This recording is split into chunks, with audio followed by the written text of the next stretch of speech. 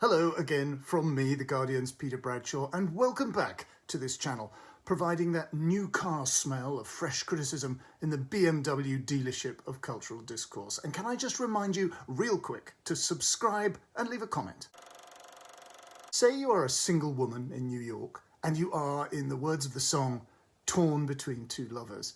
Two handsome, intelligent, nice guys, one very poor and one very rich. All things being equal, which do you go for? The answer in real life is very different, in fact diametrically opposed to the answer in a film. Few movie heroines have the candour of Jane Austen's Elizabeth Bennet in Pride and Prejudice, who famously admitted to falling in love with Mr. Darcy the moment she saw his beautiful grounds at Pemberley. But this is the choice, which never quite ascends to the status of a dilemma, in Materialists, this charming and watchable, yet for me somehow anticlimactic romantic comedy drama from the Korean-Canadian filmmaker Celine Song, a love triangle confection to follow the much realer, much truer love triangle of Song's much-acclaimed debut, Past Lives.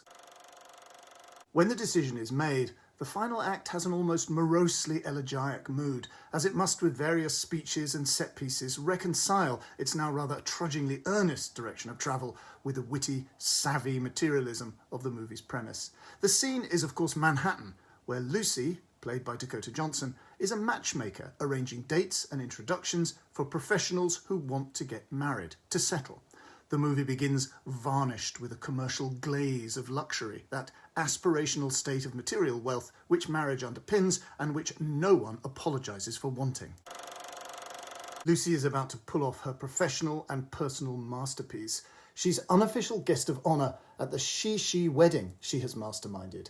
A tremulous woman client has bagged a rich financial guy, and the groom's unmarried straight brother is hedge fund manager Harry, played by Pedro Pascal. Tall, well-built, sophisticated, rocking a non-rental tux, clearly very rich and very interested in Lucy personally.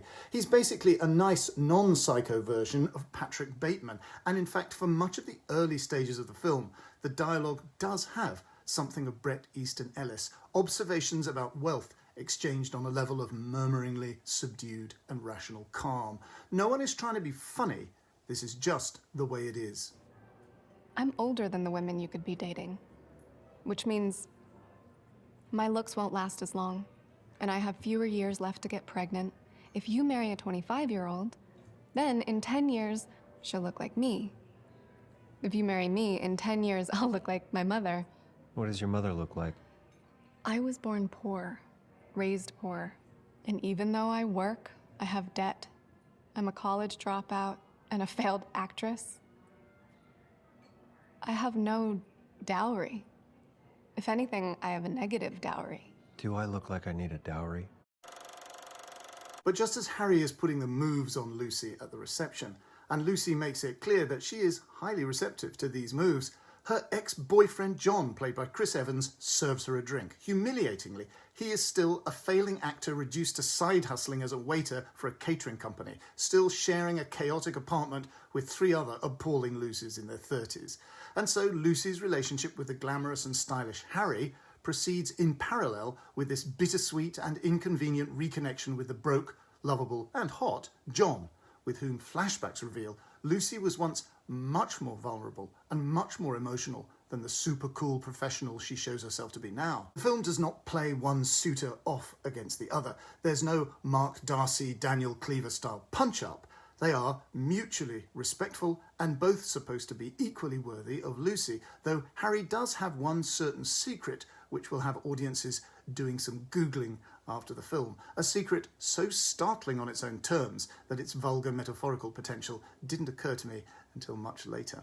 Celine Song was herself, she has revealed, once briefly employed as a matchmaker. And unlike Lucy, who tells her clients she can't just magically produce ideal mates or, like Dr. Frankenstein, build them, this is pretty much what Song can effectively do in her imaginary world. Place Lucy with an ideal or ideally plausible and flawed man. The idealism replaces the materialism. The romanticism that comes with it is subdued.